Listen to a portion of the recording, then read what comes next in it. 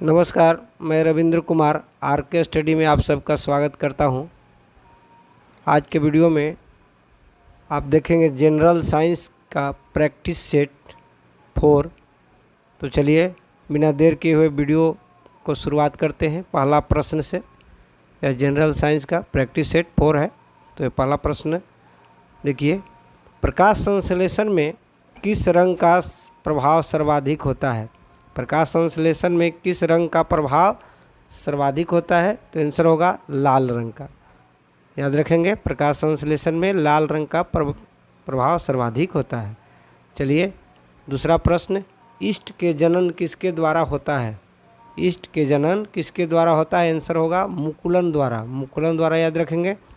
तीसरा प्रश्न पर चलते हैं, शैवाल में जनन किसके द्वारा होता है? तो आंसर होगा खंडन के द्वारा। खंडन, शैवाल में जनन खंडन द्वारा होता है। चलिए चौथा प्रश्न, किस हार्मोन की अधिक मात्रा तने की वृद्धि को प्रेरित करता है? तो आंसर होगा ऑक्सिन। किस हार्मोन की अधिक मात्रा तने की वृद्धि को प्रेरित करता है? तो आंसर होगा ऑक्सिन।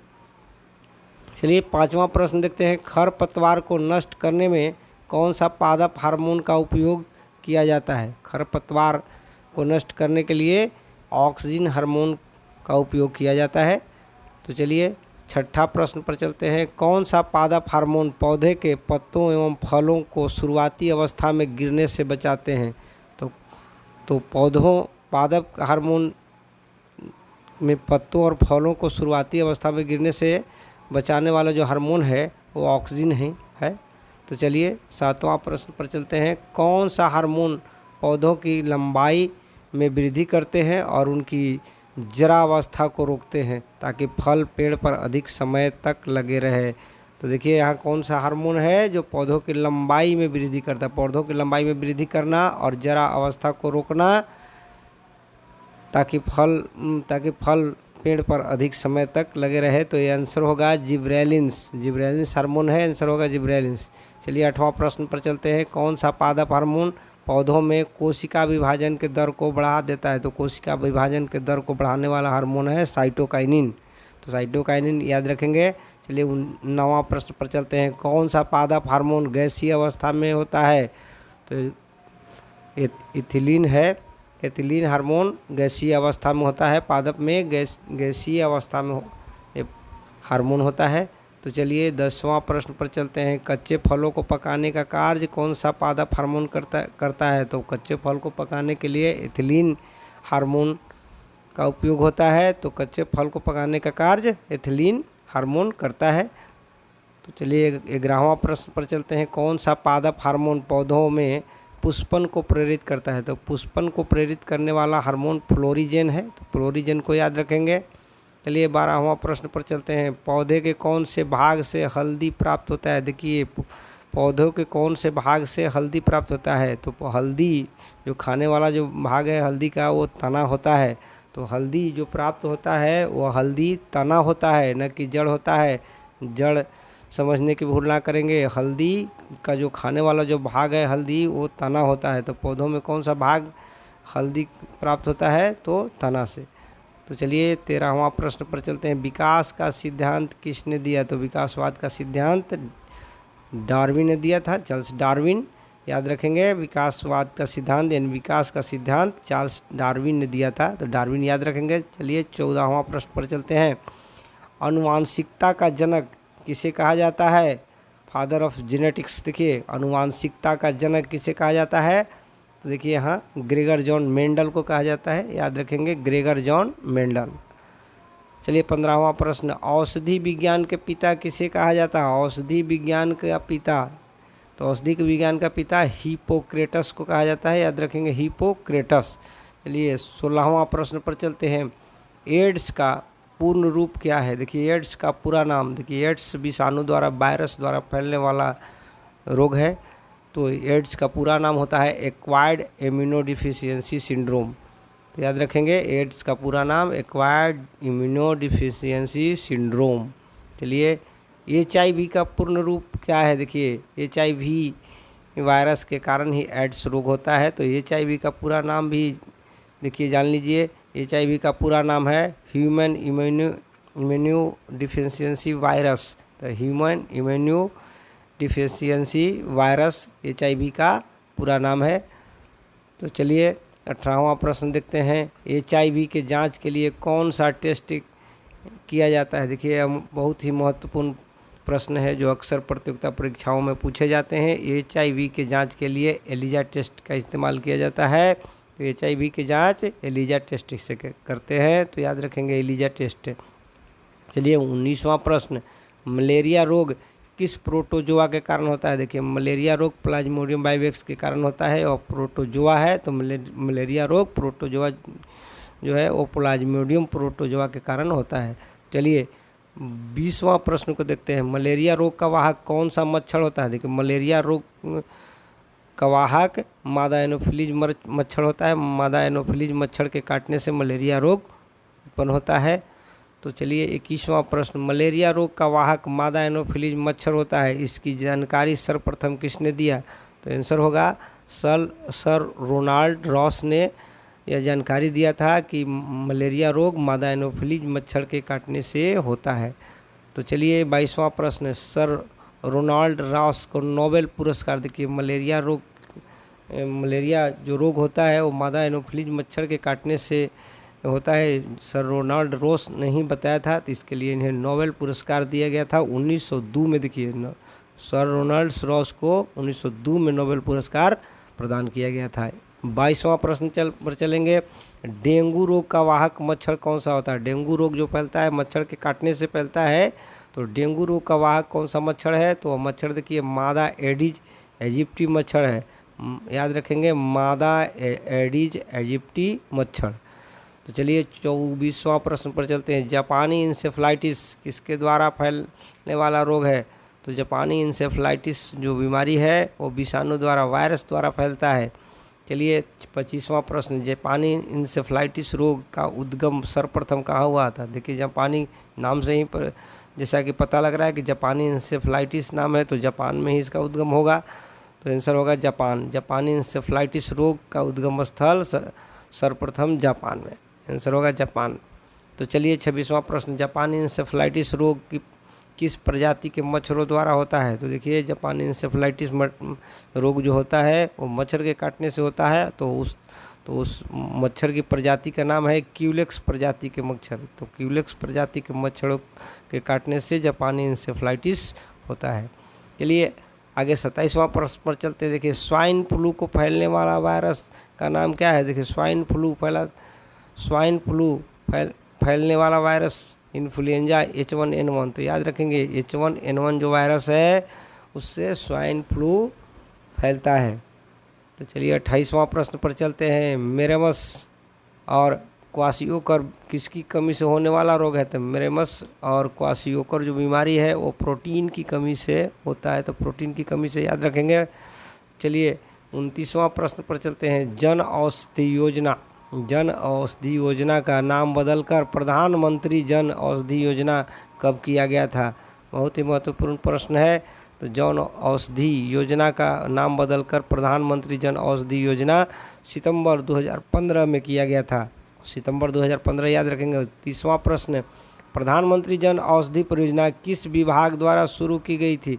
तो प्रधानमंत्री जन औषधि योजना फार्मास्यूटिकल्स विभाग द्वारा शुरू किया गया था। तो चलिए 31वां प्रश्न पर चलते हैं, प्लेग रोग किससे फैलता है। प्लेग रोग, देखिए प्लेग बहुत ही घातक बीमारी था, तो यह प्लेग रोग जीवाणु के कारण फैलने वाला रोग है। तो चलिए 32वां प्रश्न पर चलते हैं, एड्स किसके कारण फैलने वाला रोग है। तो एड्स बीमारी जो है HIV एड्स जिसको कहते हैं वो वायरस के कारण फैलता है। तो चलिए 33वां प्रश्न पर चलते हैं, टाइफाइड बुखार किसके कारण होता है। टाइफाइड बुखार जीवाणु के कारण होता है, जीवाणु। चलिए 34वां प्रश्न, मानव आहार में पॉलिश किए गए चावल के उपयोग से कौन सा रोग होता है। देखिए पॉलिश किए हुए चावल का उपयोग करेंगे तो बेरी बीमारी होगा।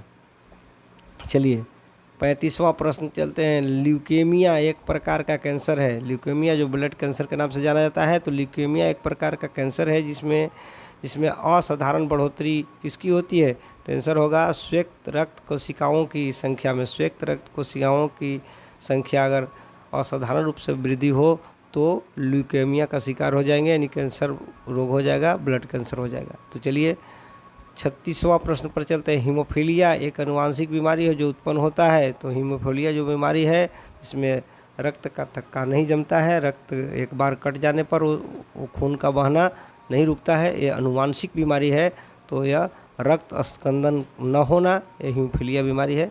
हीमोफीलिया एक आनुवांशिक विकार है जो उत्पन्न करता है क्या, तो आंसर होगा रक्त स्कंदन न होना, यानी रक्त का थक्का नहीं जमना, रक्त जो ब्लड निकल रहा है तो निकलता ही रहेगा, वो रुकेगा नहीं। तो हीमोफीलिया बीमारी से आप पीड़ित समझे जाएंगे। चलिए 37वां प्रश्न, गंजापन किसके द्वारा जनित रोग है। तो गंजापन, मनुष्य में जो गंजापन रोग है, सर का बाल उड़ जाना, तो ये जो गंजापन है वो कवक के द्वारा फैलने वाला जो रोग है। तो चलिए 38वां प्रश्न पर चलते हैं। किस बीमारी के लिए ट्राईवैलेंट के स्थान पर वाईवैलेंट ORV देने का निर्णय भारत सरकार ने लिया था। तो ये बीमारी का नाम है पोलियो। देखिए पोलियो बीमारी है जिसमें वाईवैलेंट ORV देने का निर्णय भारत सरकार ने किया था।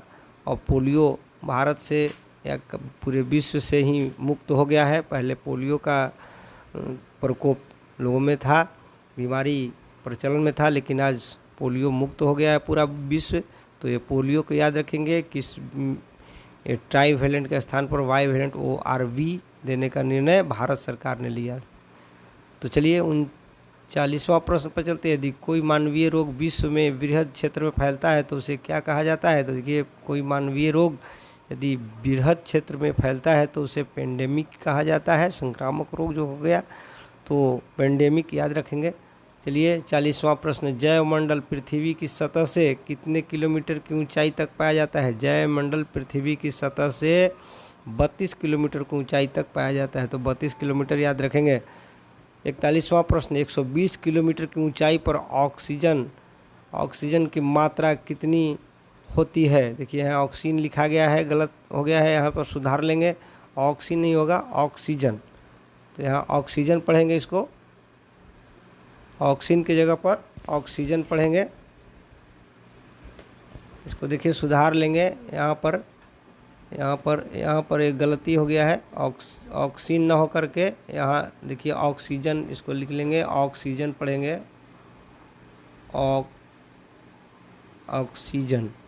ऑक्सीजन पढ़ेंगे, गलत लिखा गया है, तो ये ऑक्सीजन होगा।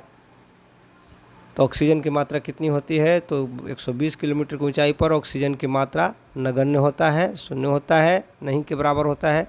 तो चलिए 42वां प्रश्न पर चलते हैं। 42वां प्रश्न को देख लेते हैं। पारिस्थितिकी तंत्र शब्द का प्रयोग सर्वप्रथम किसने किया था। देखिए पारिस्थितिकी तंत्र, इकोसिस्टम जो है, शब्द का प्रयोग सर्वप्रथम किसने किया था। तो आंसर होगा ए टेंसले द्वारा 1935 में किया गया था। तो याद रखेंगे पारिस्थितिकी तंत्र शब्द का प्रयोग सर्वप्रथम ए टेंसले द्वारा 1935 में किया गया था। चलिए 43वां प्रश्न पर चलते हैं। ऊर्जा स्थानांतरण का 10% नियम किसने दिया था। बहुत ही महत्वपूर्ण प्रश्न है। ऊर्जा स्थानांतरण का 10% नियम लिंडमैन ने दिया था। तो याद रखेंगे ऊर्जा स्थानांतरण का 10% नियम लिंडमैन का 10% नियम ही इसे कहा जाता है। तो याद रखेंगे ऊर्जा स्थानांतरण का 10% नियम लिंडमैन ने दिया था। चलिए 44वां प्रश्न पर चलते हैं। जल प्रदूषण की मात्रा को किस माध्यम से मापा जाता है। जल प्रदूषण की मात्रा को BOD के माध्यम से मापा जाता है। तो BOD याद रखेंगे। चलिए 45वां प्रश्न, जैव विविधता शब्द का सर्वप्रथम प्रयोग किसने किया था। तो आंसर होगा वाल्टर जी रोजेन। जैव विविधता शब्द का सर्वप्रथम प्रयोग वाल्टर जी रोजेन ने किया था। तो चलिए 46वां प्रश्न पर, भारत का कुल कितना विश्व विरासत स्थल है। भारत का कुल कितना विश्व विरासत, देखिए विश्व विरासत स्थल की श्रेणी में भारत का जो स्थल है वो कितना है। तो 40 गो विश्व विरासत स्थल है भारत में, 40 है। आंसर याद रखेंगे 40।